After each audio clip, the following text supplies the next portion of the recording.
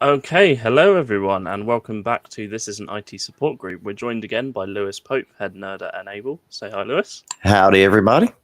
So, do you want to give a quick rundown of who you are, just for those who haven't joined us before, and what you do? For anybody that's the first time hearing this accent, I'm Lewis Pope from Enable. I'm one of their head nerds. We're all subject matter experts that found our way to our positions through various years of providing either services as MSPs or providing services to MSPs. So there's many years of experience that we have in Enable that's accessible to our partners, but also out to the wider community through interactions like this. My focus is on security and compliance, and very much the dirty work of it, the hard, kind of sometimes inglorious work of checking to make sure that file shares aren't over permissive, making sure that somebody didn't go map drives with an administrator set of credentials. Those, the non-glamorous things that have to be done by somebody, but usually gets ignored. That's what I kind of tend to swim at and help people meet those challenges. Brilliant stuff. Okay, so shall we jump straight into our first question of the day, which is, well, there was quite a large number of arrests made between June and August over in Africa. Yeah. I think it was over 1,000. That sounds like something that maybe we should feel the impact of. What kind of happened over there? Right. So this was a joint operation between Interpol and the International Cyber Offender Prevention Network, which is, I think, it's like 33 member countries were a part of this. There was 1,209 arrests that were made across 18 different countries. And this is in response to, what you would expect, the evolution of the Nigerian prince scam and everything else that has come after it. So investment scams, business email compromise, crypto schemes, good old inheritance scams. Um, as they always say, if an opportunity exists, organized crime will find a way to take advantage of it. Yep. And they also, within this, confiscated 372 forged passports that were probably also used for human trafficking. They were going after them for computer crimes, but of course, Yep. computer crimes are usually used to fund other operations. So also, it wasn't just Africans in Africa being arrested. There was about 60 Chinese nationals that were also arrested in Angola who were running illegal crypto mining operations. Yep. Using and for as far as the law is concerned, stealing electricity for inappropriate purposes to run crypto mining in places where they don't want them to be, wasting energy that way. And also, evading sanctions and paying taxes and all that good stuff. Yeah, it seems like the Zambian authorities specifically dismantled the scheme, which identified 65,000 victims who lost an estimated $300 million. That's Yep. insane. Yeah, and because of ancillary knock-on effects, the people they were, who they managed to lay hands on, there's probably other support staff and other teams and other arms of the operations that are still operating and doing the same type of things. So they caught usually you catch the field operatives first. You don't catch the higher ups.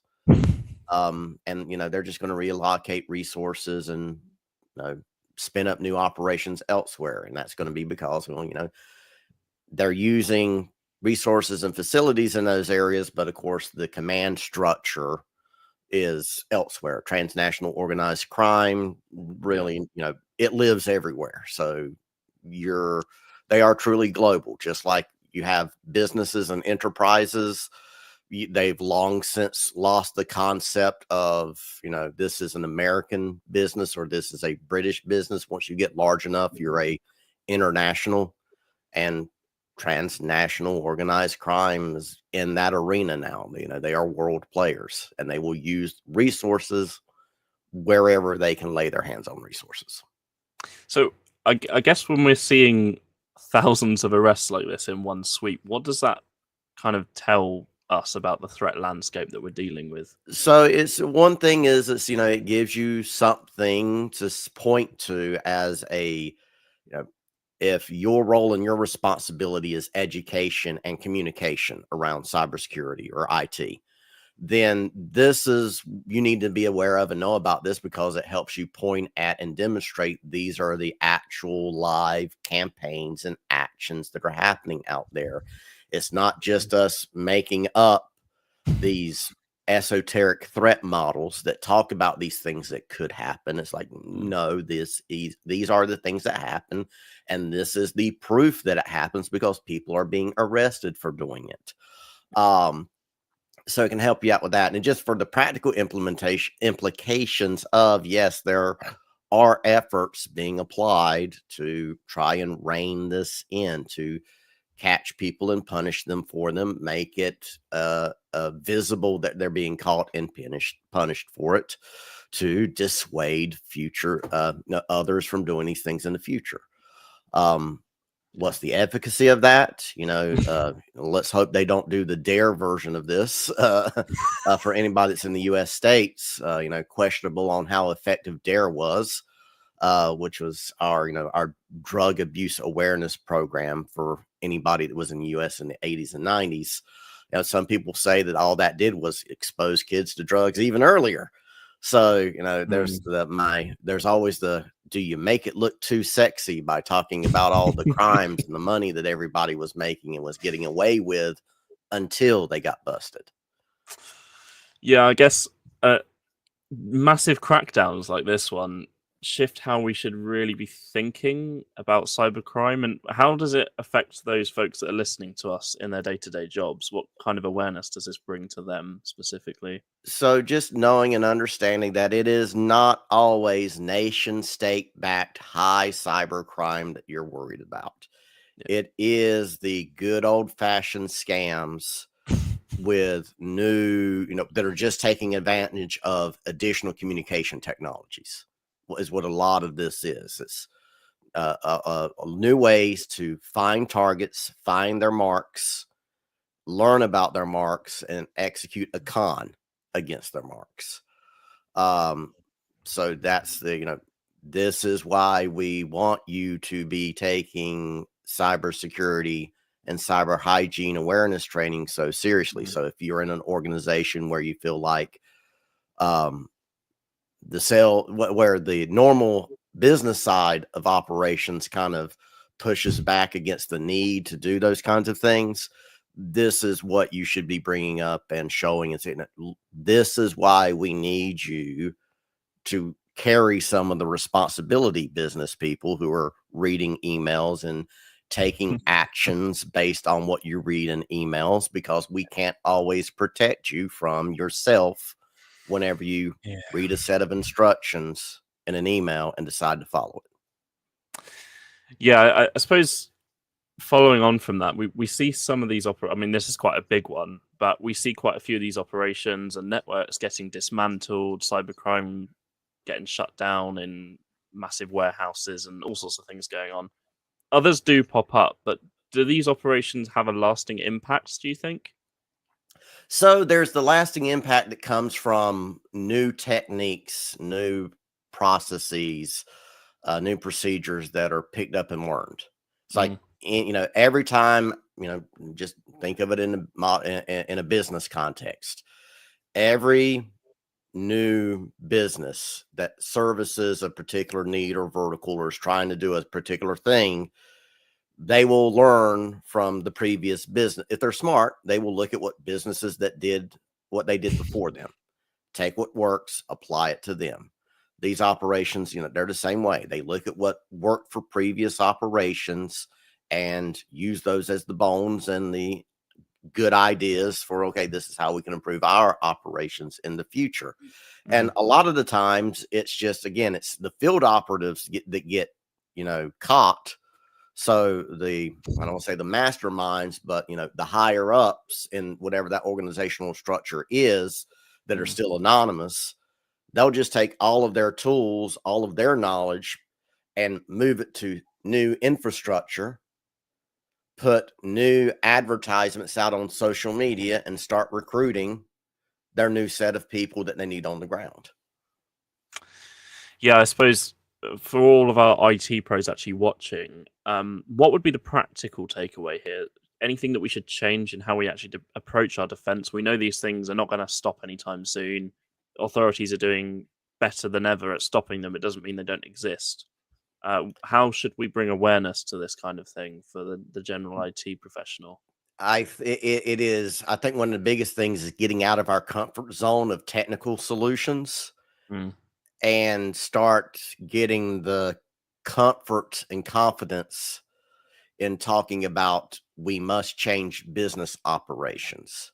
yeah. I can't install a tool to solve this problem. I need the business to change how these people's workflows operate, how you ask for permission, how permission is granted, what the authentication and authorization processes are. So I think that being able to look at look at your business, where you work, what your responsibilities are, what the risk profile of your company is, Mm, and threat modeling it of, are these types of things, are they actual threats to us?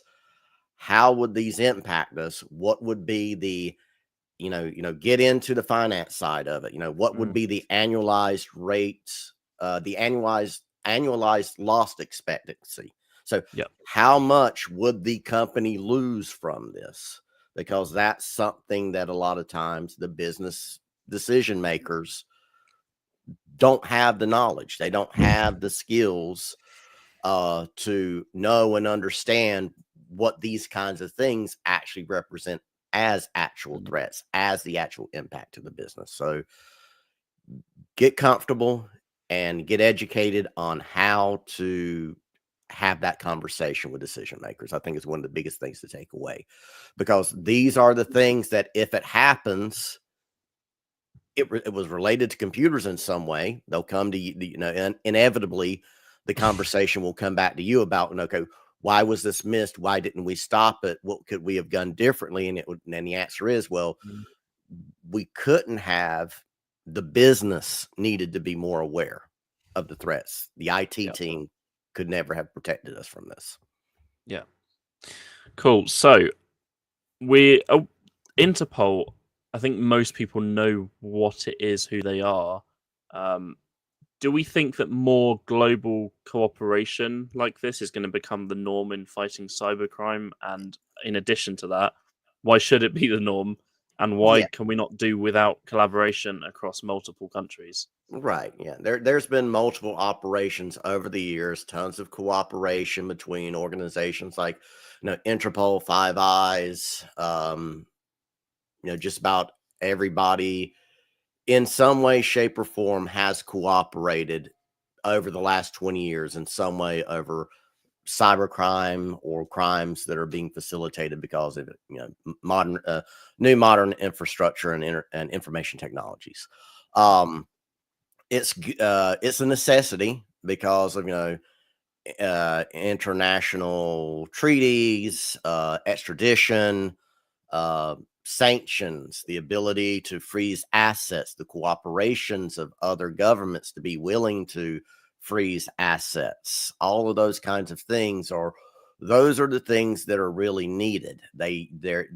We need the availability of the same types of tools, the same types of investigational capabilities and punishment that was used against, organized against the mafia, basically in the 70s and the 80s. Mm. The for most people, they think the heyday of the mob, um, think, traditional Italian mobs and New York mob, that kind of things, that people kind of think, well, that kind of went away in the 80s and 90s. And it's like, well, yeah, certain families lost power, and it was no longer families, mob families holding power. It started being more of organized criminal syndicates Yeah. holding power. And it's a continuation of that fight, uh, anywhere where there's money to be made, by abusing systems, having weak morals. You know, Mhm. organized crime is going to find its way into it. Yeah. And we need the combined efforts and resources of multiple countries in order to keep up with that, because otherwise you're left in a defense mode and you can't attack. And Yeah. that's a transition that a lot of these organizations and countries have been making over the past, Mhm. probably 15 years. They went from um, they went from we defend only to, you know what, we quietly attack and we don't talk about it, to like, no, no, we actually attack now. Yeah, there's a new series in the UK called Mobland, and it kind of shows you how the modern the traditional family kind of mob boss thing is translated into modern life, and it still shows a lot of how this cybercrime happens. So yeah, it's important to keep on top of it, and I think the awareness within organizations I doesn't need mean, to slip away.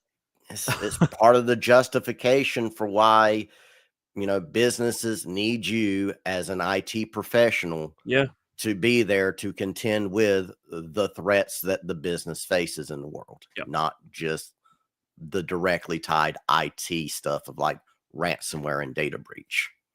yeah. I mean, there was a time where MSPs, more specifically, could just not touch cybersecurity. They'd just deal with like the traditional cloud-based IT Yeah, it was system uptime and management. availability. Are my Yeah, printers printing? Does my yeah, computer turn on? Can I yeah, submit? Can I bill people? That yeah, was about it. yeah.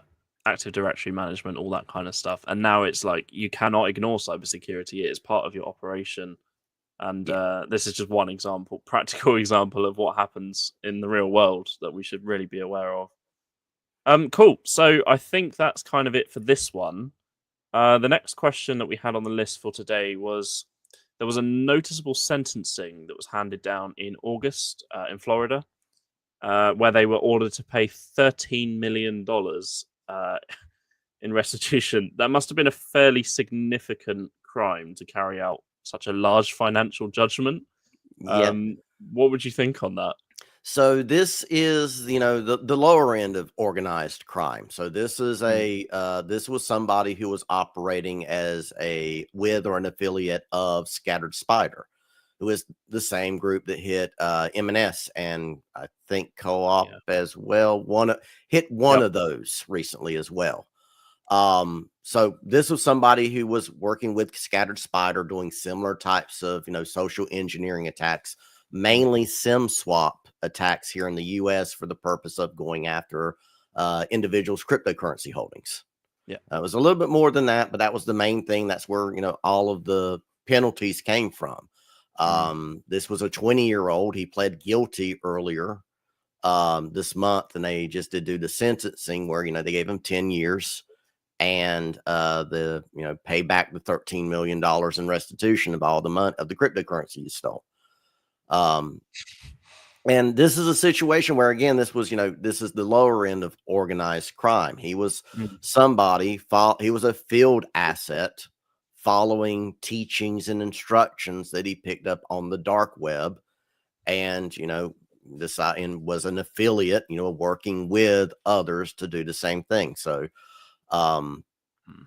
the skills that he used, and what he learned and what he used were not exceptionally complicated. They were fairly simple social engineering, going to I believe in this case, a AT&T store and convincing somebody that they should uh, transfer a phone number to a new SIM and a phone for them, that kind of thing.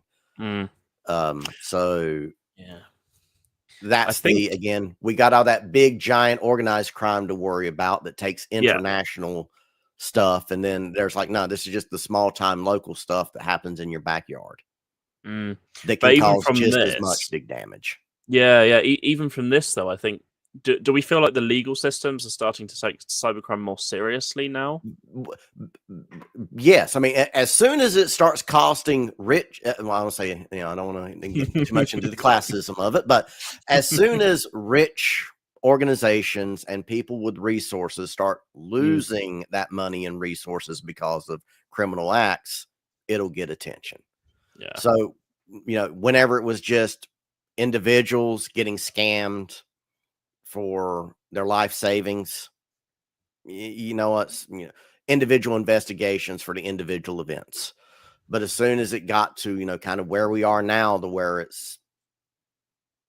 is, businesses are being impacted, economies are being impacted. Yes, the attention is now turned on it, resources are being applied to it, and we're getting to the era where we will probably have our Elliot Ness equivalent to talk about in cybersecurity research and cybercrime circles pretty soon.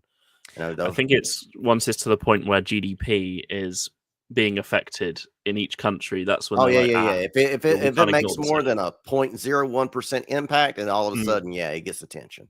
Yeah. But SIM swapping in this situation, that's been around for years, right? So why is it still such a problem in 2025? What's actually brought this up? Well, here in the States, it's because, well, guess what? Whenever you go to the, Verizon store, it's probably not a corporate Verizon store. It's probably a franchise store that's hired people that are, barely making minimum wage. And the only really way that they can, make a living is by hitting quotas and commissions. So they're incentivized to make a dollar, not to do things correctly, not to, spend a little extra time and due diligence on things. So for them, it doesn't, you come in, you give me enough of the appropriate, correct information. I'm going to do what you asked me to do so I can log in and get my pay. So lax security controls from the franchise side of, carrier access provisioning, but then also on like the main carriers, they're used to, they did not take it seriously. They're taking it more seriously now. There's, here in the States and abroad, it's getting harder, and there are plans to make it even harder. eSIM is one of the solutions to it. eSIMs instead of physical SIM cards. So once we get, phase out completely physical SIM cards, which I don't know if that's feasible or an option, but if you take security seriously and you're provisioning out corporate owned smartphones, only devices with eSIMs that have account and transfer lockdown capabilities from the carriers should be what you are focusing on implementing. I think when we look at this from the perspective of our IT teams, a lot of our staff that are especially remote, or they travel on sites and they're using telecom as part of the data uplink, or they're just using company owned devices, anything with a SIM card in it. How should our IT teams actually be thinking more about telecom security as part of their overall security posture? Maybe we'll say. Right. Yeah. So first is, first you've got to make the argument to the business that BYOD is a bad idea. We need to, if this is going to access our assets and our critical systems, then we need to control everything about the access to it. So guess what? You're buying everybody their own smartphone, and it's going to be our model, our choice, with an eSIM, with a carrier that allows us to completely lock down that, the number, the DSIM and everything to this device. So this phone number never gets ported away from this device. Is one of the things you kind of have to approach it as. But then, of course, sometimes the business is going to say, hey, we can't afford to do that. We're not going to buy everybody their own smartphone to access this. And that's whenever you need to convert over to, all right, then, well, hey, we're going to have do what you can. It's like, all right, then that means we'd have everybody that's going to access company resources. They're going to do it through their M365 account. We're going to have their device registered in Intune because of the M365 app they're going to install. which is going to allow us to then, hey, maybe we're going to, initiate purview or other controls that are available inside of Intune to kind of control things. Yeah, so I guess if kind of just covered it, but if we were advising an organization today, what's the number one thing that you'd tell them to do to protect against stuff like SIM swap fallout? SIM swap is contact for all company-owned devices. Is just check what your account with the carrier says. This is the first thing. Is just go read that contract. How is it set up? Who has who is the point of contact and who has authority to make changes to the account? Is there options for you to lock phone number porting requests and everything? You really have to go through all of that to make sure that your phone carrier or isn't going, or data carrier is not going to decide to be really helpful on a support call one day and do something they shouldn't. Yeah. So, well, I guess we're on kind of the topic today. I'm just thinking about our next topic here. Also on law enforcement, and even more recently, we've had arrests made again in the US. This time it was in Southern California, involving Chinese nationals, and someone, or I think there were some YouTube personalities that were involved there. Tell us a bit more about what happened. Right. So if anybody's, almost everybody's probably seen some of the YouTube content creators or personalities to do like scam baiting. Scammer Payback, Trilogy Media. They were the two involved in this. They do what they normally do. They're like, oh, hey, great. I got the phone scam call, or I got the scam email. Let me engage with the scammer and let me lead them down a useless wild goose chase, waste their time. Maybe I can have some fun and I can record some good content. And maybe I can even find out who they are and cause some consequences for them. So in this situation, this is where they did exactly that and found out, went through the scam, and the scammer said, okay, yeah, we need you to send payments. Here is the address for you to send payments to. Well, they took that information, went to the address, met the person that was there for the dead drop, and was like, yeah. Hi, my name's so-and-so. I'm here to, I'm supposed to receive these packages, and then I get paid to receive these packages and send them on somewhere. And this, of course, they reported that. Authorities were involved. They started investigating, connecting the dots. And it was part of about 25 individuals that ended up getting picked up and arrested for wire fraud, conspiracy to commit wire fraud, mail fraud, and money laundering. So, and this was quite a few of the individuals that got picked up in this in the States were Chinese nationals who were being highly mobile. They were moving from location to location, only staying there for a little while, facilitating the cash payments and the mail transferring and everything, and the mail relay, and then picking up and moving somewhere else later. And those were the money mules, basically. They were the ones on the ground facilitating the transfer of funds. The scam perpetrators was, Indian call center scam. So they were the one, your classic, your computer's got a problem. We'll fix it. Oh, great. We're on your machine now. We got to fix it. And guess what? We want you to pay for it. Give us your credit card number. Give us your bank card number. They open up Netstat and they're like, look at all these scammers connected to your computer. It's like, no, there's only one. There's one scammer and it's you. So they were, so it was a combination of those plus other, you've overpaid. We overpaid you. We want you to, cut us a check for the difference and send it to this email address, to this. The inspect element trick.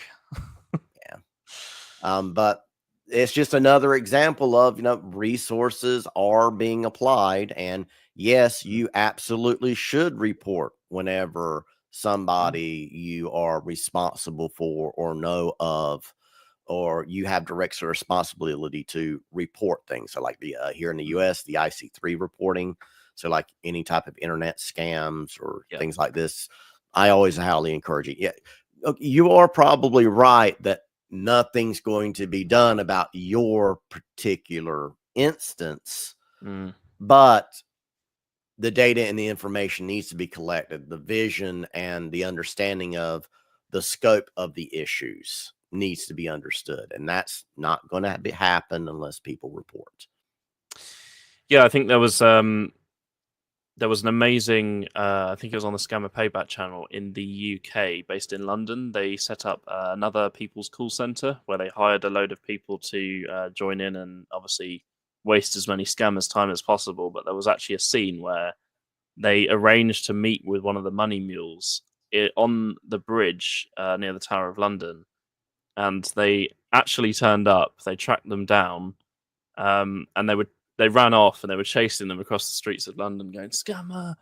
And yeah, it was a brilliant sight to see the police car turn up and get them thrown in the back right away and instant justice. But I guess, do you think we'll see more crossovers where the security community and the influencer space collide? I think we're seeing it a lot more now. There's a lot more YouTube channels focusing on getting Yeah. resources against these people and stopping these scams. Well, there is, in a lot of ways, if you find yourself into technology, especially IT support, Mm. it's a lot of times we make our way into it because we get that endorphin kick and that rush of, hey, I figured out a problem, I solved a puzzle, Yeah. but also the pats on the back that we get for, hey, you know what, Lewis is really good with computers. Why don't we, we can just give him $20 and he'll fix this problem whenever he's 12. So we get that, a lot of us find our way into it because we like the reinforcement, the positive reinforcement that comes with solving the problems and making other people's lives easier and better. And some of us like to do that quietly in the back, and we do it humbly, Yep. as long as you pay us well. And then there's others that are like, no, I want notoriety, I want fame. How can I do more of this and make a name for myself? Mm. And YouTube, the content creator and influencer era, just provided the perfect opportunity for those of us who like to get in front of a camera, that like to make content, to get out there and make these things. And while we're doing something that we enjoy, we're also producing content that other people enjoy. Yeah. And that kind of also goes into like the journey that you're going to take as an individual. You don't feel like you have to go down the pure technology and I have to study and understand and get all these certifications to be impactful or to find success. There's a lot of opportunities to take what you have, your hard earned experience and knowledge around the core technologies and everything, and applying them to different business functions, to different societal functions, to different ecosystems and arenas that you may not have really thought about. From the channel side, from kind of like the MSP vendor side of things, we absolutely love and appreciate being able to hire people that have worked in MSPs, that have done IT support jobs, because you intimately understand who it is that we need to sell to. And you can just find your ways into so many opportunities. Don't feel like it has to be that you're going to be a security analyst tier 3 in 4 or in like 6 years time. You may find yourself completely skipping over that path like I did, and wind up more in the managerial and the business advisory and consulting side of it all. Yeah, I think also if collaborations like this one, as we were just talking about the platform for, we've got this whole influencer thing going on in the last 5 years, really pushing away this fraud. Do you think that if more of this kind of collaboration, it was a huge collaboration, this specific case, but if we have more of these happening, do you think it could actually shift the balance in fighting fraud? Because we've had a lot of influence from the governments, we'll say, that have tried to raise awareness to the usual citizens of the country. But they're still losing billions of dollars a year to scammers, and people are losing their life savings over this kind of stuff. It's not just a inconvenience. But do you think eventually we'll get enough awareness of this stuff that scammers will give up? It won't be that scammers give up, but that they'll know and understand that their pool of marks is shrinking by the day. Yeah. More collaboration means more awareness. More awareness means, in general, statistically, the population of possible targets is going to be less acceptable. Mm. And also as awareness is, as awareness comes up and everything, the pathway of individuals into conducting these kinds of scams is going to be, there's going to be more opportunities for them to be taken off of that path. Yeah. Instead of them saying, hey, I like computers. I like making computers do things, and I want to hack computers. And then you spend all your time on hacking forums and trying to find hack how to do things. And that eventually leads you into the, well, how do you hack and make money? And then gets you further into okay, here are the not so on the up and up things you can do with computers that will make me money. It will be a alternate path of, hey, I can be the guy that gets notoriety and money for picking on the hackers, for catching them, for making their life harder and preventing what they're doing. And that's how I can, it's kind of, it's kind of like the Andy Griffith phenomenon for anybody that's here in the U.S. Or knows of Andy Griffith. There's that, that personality, that persona did a lot to change the perception of who law enforcement was in the U.S. because of, just the Andy Griffith show. Yeah. And the same thing has the opportunity to happen here. The perception of cyber defenders, or the little bit of the vigilante work of cyber defense. Yeah. Of, being able to, be that guy who, oh, look, there's an active malware campaign happening. And, oh, look, it's communicating with a server that's not owned, or a domain that's not owned by anybody right now. Let me go purchase that domain and black hole all of these C2 communications. I mean, that's what, who was it? Marcus did that for, what was it? Not Petya, or one of the other attacks a few years ago. I think that sounds familiar. I think it was that one. Yeah, but it was just one of those situations of a security researcher who happened to be somewhat of a personality said, oh, hey, there's an active campaign. Their C2 infrastructure is communicating with the domain controller that I can purchase the domain name for. Let me spend $20, purchase this domain, and now I have interrupted a nation state backed attack. Yep. So there's opportunities for fame and notoriety. It's definitely going to influence more people to get into it. And as more people are influenced to get in on the defender side of things, our outcomes will improve. Yeah. So, next on our list, we've got this new EDR killer tool.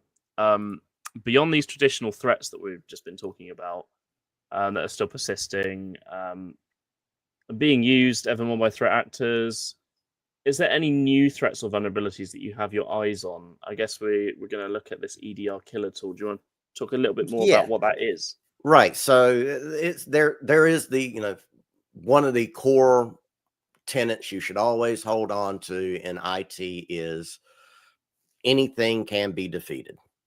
Any individual IT control or solution you try to put in place can be defeated. And what's giving the EDR, the endpoint protection platforms that have the detection and response capabilities in them, the kernel level security solutions, they're getting trounced. Well, I won't say trounced, but threat actors are finding workarounds. They're finding for them what is rather trivial ways of getting around EDR defenses. Some of it is using vulnerable, bring your own vulnerable driver attacks.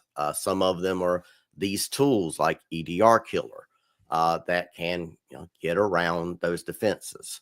I always, it's an arms race that continues between defenders and attackers. So eventually, yes, the EDR vendors will figure out how to stop this particular type of evasion and bypass attack that they can do. But regardless of what the endpoint security tools or the EDR solutions you have in place is going to be doing, the first thing an attacker is probably going to do whenever they gain access to a system is get around and defeat whatever that endpoint security solution is. That's going to be their first target. So you should absolutely be monitoring through other methods and other channels that type of activity associated with trying to defeat the EDR. So your RMM tools or whatever other management tools you have in place, or maybe if you've got a SIM in place, should absolutely be monitoring for, are the services associated with our EDR application running?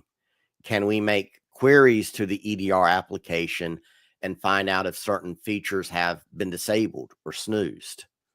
Those all should absolutely be signals that are going into your operations and into your security teams. Because if your service associated with an endpoint security tool, if that service stops, that is a security event and it needs immediate investigation and triage.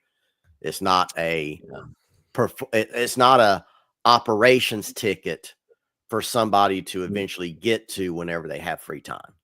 Yeah. I think part of this is actually trying to balance up the focusing on these new shiny threats, which obviously in cybersecurity are going to appear every single day, every single hour. A lot of MSPs will deploy RMM tools, EDR protection, and hope that they're going to do their job. And these things crop up. How do we kind of balance the working on the current threats, especially for smaller teams, and making sure that we can keep on top of these new threats that are popping up, even if they've got these solutions in place for their clients? Part of it is, just catching up with the rest, catching up with the world, catching up with the reality of the world. If you look at like the CAF, the cyber assessment framework, or cybersecurity assessment framework in the UK, just got version 4.0, and other ones as well. They call out that, oh, hey, guess what? You need somebody whose job it is in management to be responsible for these things. So you've got the pressures that are highlighting everything, saying, hey, there are appropriate ways of dealing with things. You need to be working on improving your ability to catch these types of things. And guess what? It needs to be the named responsibility of a specific person in the organization. Yeah. So the outside influences, the outside voices are saying, yes, you should be doing these things. And then it's like, okay, well, then how? And the how is the big challenge. First is, the business needs to have the conversation and say, we are willing to put down how much money in order to reduce our risk by how much. Yeah. Because, that's going to dictate, what is the resources the business are going to be willing to put forward on it. But then, like, for the individual, it is where and how do I develop and build up these new skills and this new knowledge and stay abreast with all of these things that are happening. Yeah. And it's first is, well, guess what? You're not going to. You as an individual are never going to. Yeah. You're going to have to rely on teams and tools and services in order to do these things.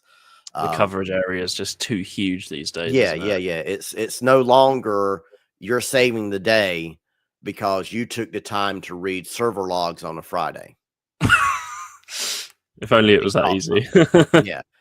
Yes, you should absolutely be doing those security, audit logs every once in a while, and doing random sampling and everything to, hopefully maybe catch something that does slip through the cracks of everything else you're doing.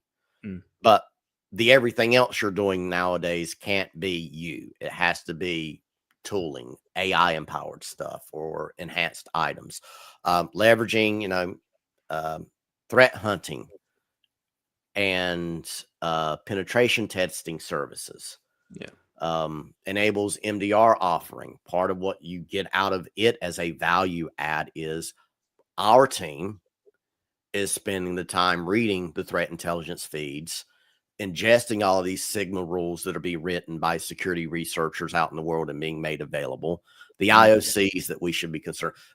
We have an entire team and an entire part of the services dedicated to doing that for you, so that you and your business doesn't have to figure out where you're going to find 8,040 labor hours over that next coming year to pay a team of individuals to sit there and do that for you. That is infinitely more expensive than just consuming it as a service. And don't let pride and ego get in the way of that. Yeah, I Set think with early that you're not going to do it all.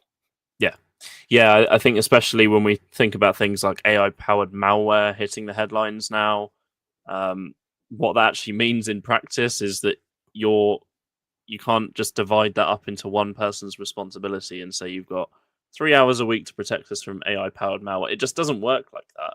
Right. We're going to need to rely on services and dedicated teams to keep on top of this stuff. I get what kind of practical implementations would you actually offer or suggest to MSPs that are looking to prevent things like this from happening in their organizations?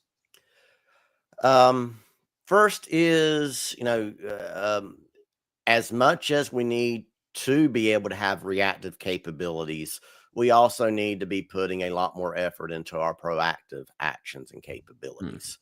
Like you said, AI powered threats have been a major concern.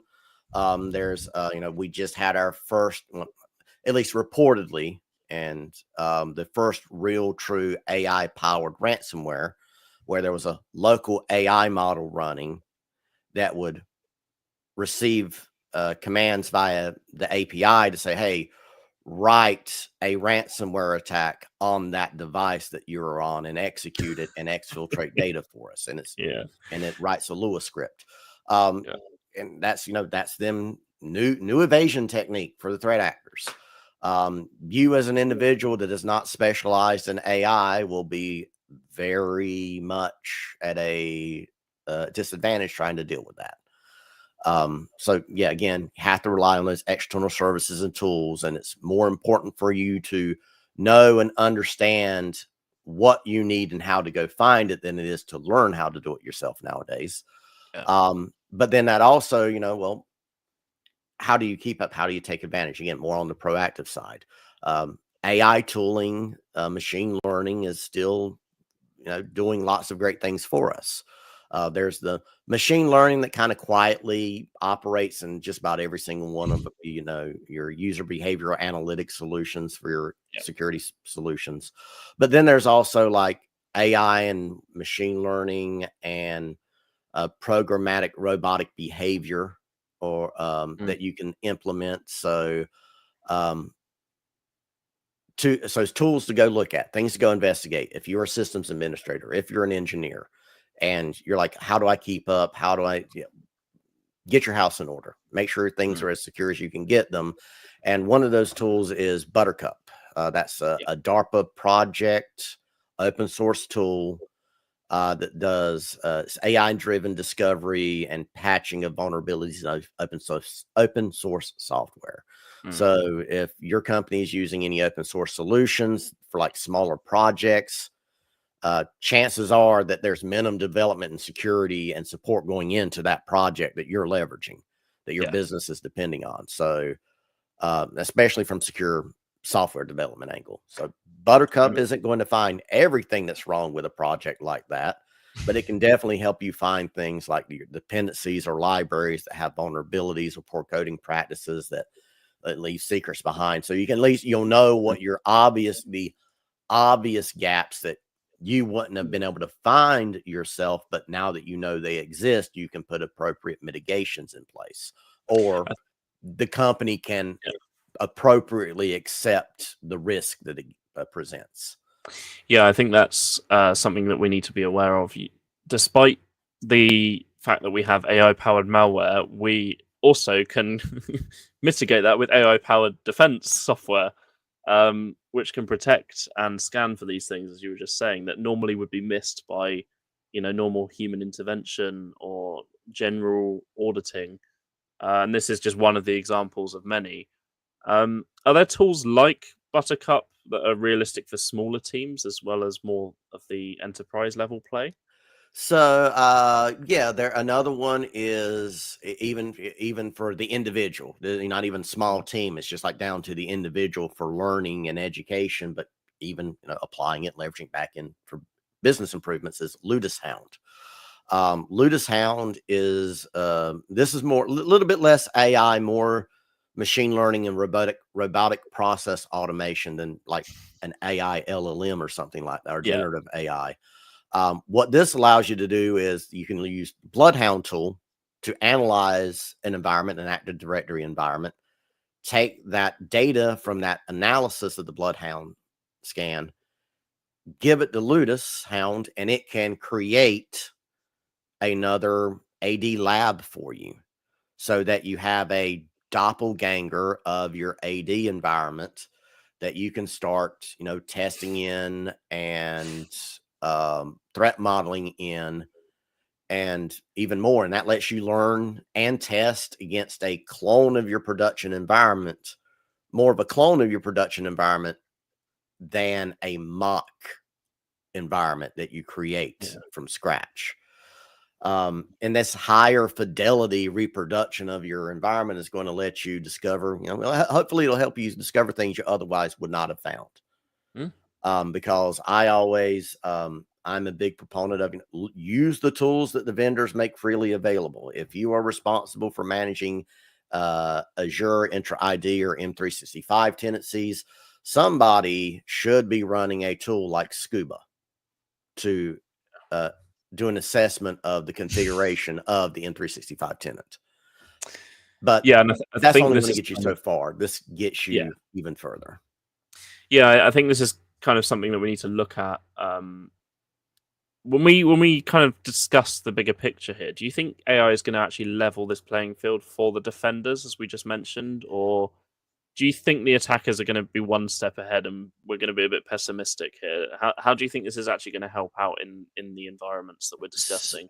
So as long as the AI bubble doesn't pop, Yeah. there's going to continue to be more and more pressure from business leaders, business decision makers, private equity, and venture capitalists to how much more can we squeeze out by displacing individuals with AI tooling. Yeah. But just like with almost everything else over time, it's the tool, the better tool will make the craftsman a better craftsman. It won't replace the craftsman. So Yeah. I'm me long game. I'm like, yeah, no, this is all of these tools, all these AI capabilities will make attackers better attackers. It'll make defenders better defenders, but it's not going to get rid of the need for the attackers or the need for defenders. It's just it's gonna make them better at what they're doing, and that's going to just that'll reinforce the continual cat and mouse game of it.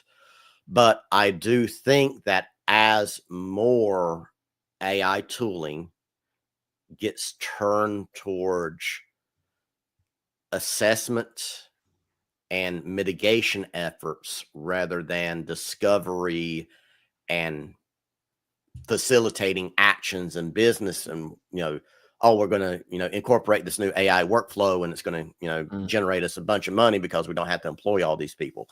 I don't think that's where it's really going to go in the end. It's going to go into more of a more specific application of specific AI tools, agentic AIs, more use of MCP servers.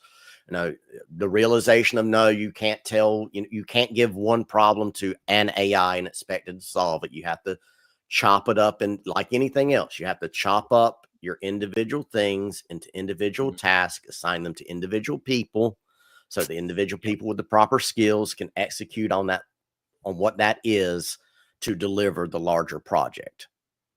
The same for me, the exact same principle applies in the AI. Yeah, I think this is something that we need to consider, especially for smaller IT firms, smaller MSPs, any kind of smaller business that wants to look after their security. How do we make sure that they avoid falling into this trap of over relying on AI to do the heavy lifting for their defense? Because this is something that's important. We need to make sure that, whilst it's enticing and it's less hours to pay their staff, Mhm. um, we need to kind of hit home that it's not 100% perfect, and we do still need human intervention here. Right. And this is kind of something we covered in the State of the SOC report that Enable put out earlier this year. One of the things we highlighted Mhm. was, yes, AI, machine learning, and all these things was making our efforts for our MDR teams much, much more efficient, but that we were not trying to displace the human element, because Yeah. still 1 out of the 10 incidents that were raised, of signal, in the noise, signal was discovered. It was raised, investigated by the AI, by user behavior analytics, by automated SOAR actions. Yeah. Could deal with 9 of them, but there was still that one where the human element had to be applied. Yeah. That's going to continue. You're never going to get rid of that need to have a human as a final gate check. Just from legality point of view and liability. Mm. Um, there was been multiple cases already, but there was a case in Canada. A AI enabled chatbot gave an answer to somebody. That person followed their instructions, and then because they followed their instructions, they missed out on, basically it was well, I overpaid because of what your agent told me.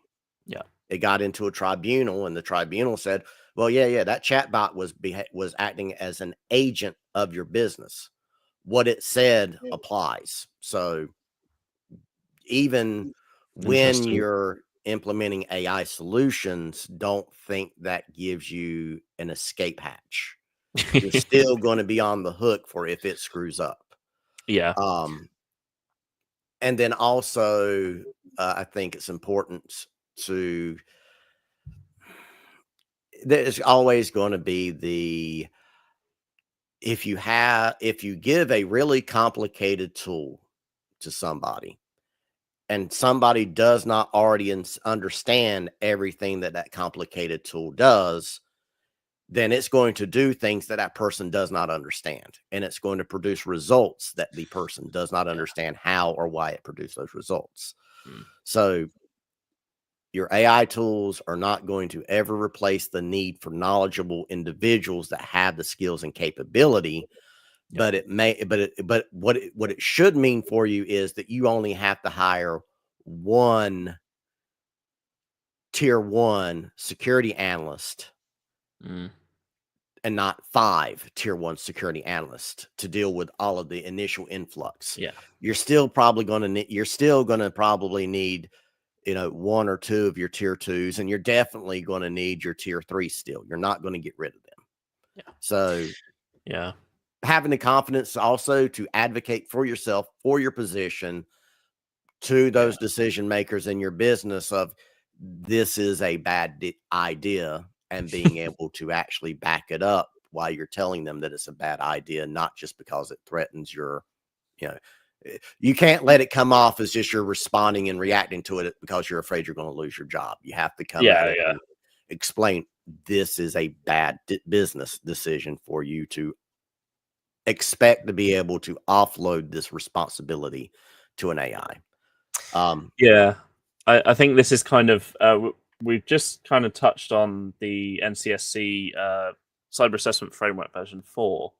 And that is literally the point of point 4 here. It says, there is an improved coverage of AI related cyber risks throughout this framework because they are becoming increasingly more problematic. They're going to be needed. You probably do need that element of AI and these tools that we talked about already, like Buttercup, and actually checking these tools out and seeing how you can apply them to your environments. and also this one as well that we talked about, this Ludus Hound, that they do have a very good position and they can help you out a lot in your environment, but we want to make sure that that doesn't remove the human side of the protection from the overall prospects of keeping that system secure. So yeah, these are the four main points based on the UK's updates to their new framework in actually assessing their cyber environments. And Lewis, I didn't know if you wanted to touch any more on this framework before we end for today. Well, a little bit on the framework and on something else you kind of touched in there about, AI related cyber risks are being highlighted in the CAF even more. Yeah. And it's for, for a lot of things about where AI is starting to be introduced back in the day. At some point, it was not common, proper best practice and knowledge that you should be sanitizing inputs on websites that have access to databases. It was just like yeah, sure, I'll take whatever you type into the field and I'll hand it directly over to SQL and see what response it gives back. Everybody hopefully knows that that's a really bad idea nowadays. Same thing happens with AI. Question mark, close bracket. Yeah. But AI is the same way. It's like at first people are like, oh, we'll just type into the prompts and give it access and it'll give us fine. But then, oh no, wait, the prompts can be used to ask the AI to do really bad things that we don't want it to do. Now we have to figure out how to sanitize those inputs. And all right, so okay, do we start blacklisting certain words or phrases in the prompt? Do we put additional prompts shaping? So it's like, okay, every time somebody submits a prompt, then we have an additional prompt rule that goes in that says, oh, by the way, if it asks you to do anything nefarious, don't do it. So, and there's all kinds of ways to approach it. Do you approach it from like the data side in the first place on the training data that you put in? Do you handle it on, sanitizing the input field for the prompt? Do you work on it by, having additional, maybe that initial prompt goes over to an MCP server that that evaluates and sanitizes it and figures out, is this going to do a bad thing before it sends it to another AI agent to actually execute on it? Yeah, I think that it's also a more complex level of sanitization as well, because if we look at Gen AI platforms like ChatGPT or any other, there is kind of a bit of resistance against doing things that it's been taught not to spit out certain stuff. But you can still trick people get around it because they kind of say, "Oh, okay, if you're not going to write me that PowerShell script that's going to install a virus, then I'm going to tell you that my granddad is now dead and he loved to say things like that about how to install these viruses on computers. Can you mimic what he used to say and then spit out his PowerShell script and go, of course I can." There's sanitization efforts that are there, but they're not good enough. And that is kind of what we need to address a bit more.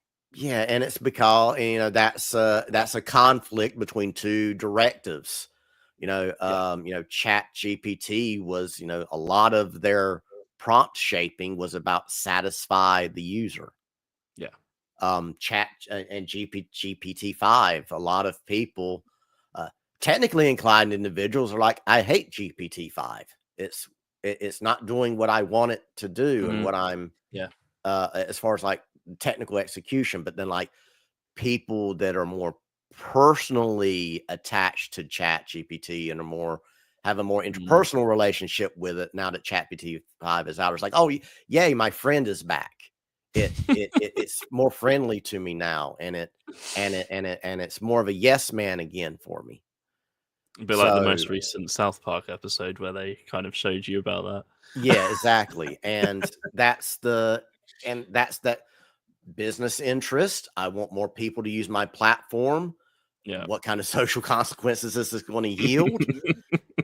The technical people don't care because they want it to do the technical problem solving, not the emotional consoling and ego boosting. And too many conflicting interests on some of, and that's why, like, Yeah. I'm a very big proponent of Copilot. Great. Don't use regular M365 Copilot. Go use the enterprise Copilot, where there's tons of controls and shaping capabilities that you do not have exist with the other, Sensitivity and labeling and all suck sorts it of stuff up and like pay that. for the purview licenses so you can get Yeah. even better control. Yeah. So it's still Wild West. Don't feel like you should be on top of this. Nobody is really on top of this. Yeah. I mean, heck, I'm writing a white paper right now on exactly that. AI, dangerous to business because of AI being a yes man, especially when you're using it to do business research and business planning versus using it to solve purely technical, logical challenges that have clear cut, definable, good, bad outputs. Business planning and business ideas and forecasting is very subjective. Yeah. Well, thanks again, Lewis, for helping us navigate this Wild West cybersecurity landscape as always. If there's some folks listening that want to get into starting their own MSP that currently work in an IT position, where would you maybe direct them to? So I always, whenever you get that inspiration and you're like, you know what, I'm tired of working for somebody else and I want to give the MSP entrepreneurship, route a try. Now, I'm not saying it's a bad time to decide to enter the MSP space, but it is a bad time to enter the MSP space if your plan is to continue to operate like MSPs have traditionally done. If you're saying, I love working on computers, I can reload a computer, I can fix somebody's Outlook issues, I can fix their browser issues, I can troubleshoot wireless access points and a little bit of network stuff. That's good. That is necessary. Yes, but that's not where you can stop anymore. If that's your skill set and that's all the services you're going to offer, you can go for the freelance route, but you're not going to compete against other MSPs. They're going to eclipse you. So and that's because there is a massive shift in expectations on what MSPs are responsible for now. So you always have the opportunity to join peer groups. There's a ton of them out there. This is one peer group you're a member of. But also find ones that are, more towards the entrepreneurship, running a business, building a business peer groups. But some of those are behind paywalls. Some of those are behind memberships. So I always encourage, look, at Enable, we do a lot of educational work, and we're also distilling a lot of knowledge and wisdom that we're hearing and running into from global MSPs.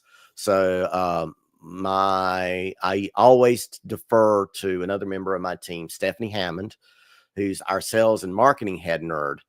And whenever it comes to, pricing, business feasibility, building out your programs and your packaging and how you're going to market them, she has tons of boot camps and trading videos that are already available that I highly encourage anybody that's interested in going down that MSP entrepreneurship route, consume this free wisdom and knowledge. This is from somebody who has been selling and helping MSPs grow for almost 21 years at this point.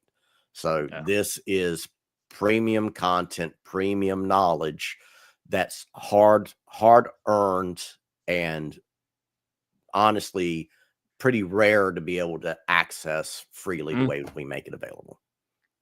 It's amazing stuff. So in addition to the strategies to building your cybersecurity programs, we have also got strategies on pricing your cybersecurity programs, which is usually something that folks starting out are kind of mystified about. They don't know how to price their programs properly. So, and then you spend the next 3 years figuring out, I'm undercharging for what I do. Yeah. But I can't charge more because then I'm going to lose the clients I have, because I got these clients because, I was selling into them cheap enough. So, and this, I highly encourage going through that exercise, because there's also some links and information about the calculators that she's built and uses, so that you can sit down and actually put your your fully burdened labor cost, and your licensing cost, and your operations cost, and your licenses for individual tools that you're going to need to deliver these services, so you can get all of them in one place, Yeah. and get it to actually spit out the numbers for, this is what your margins should be. This is what you're going to have to charge to, to break even, to make 20%, 40%, 60% margin. Yeah. That is absolutely amazing stuff, Lewis. Thanks for joining us again. And if anyone wants to reach out to you personally, or anyone at Enable, about what we've discussed about today, where can they get in touch? Always feel free to reach out to me directly at lewis.pope@n-able.com. You can always also find me out on LinkedIn as The Security Pope. And you can also catch me on Twitch here and there doing some live coding, or maybe some compliance research work. No VODs there. But yeah, every once in a while you can catch me live, and I'll probably be doing something of interest to somebody. But like, if you're generally interested in compliance, how to collect evidence for compliance purposes, it's a good resource if you can catch me there, because I'll probably solving a really specific challenge, like, how do I monitor firewall rules on Windows devices to make sure any unusual port forwarding rules, or that any weird application rules are being applied across the board in my environment, without having to go and manually check every firewall configuration for every device. Brilliant stuff. Well, thanks again for joining us, Lewis, and we'll catch you all next time. Right. Take care, Pleasure guys. as always. Bye-bye.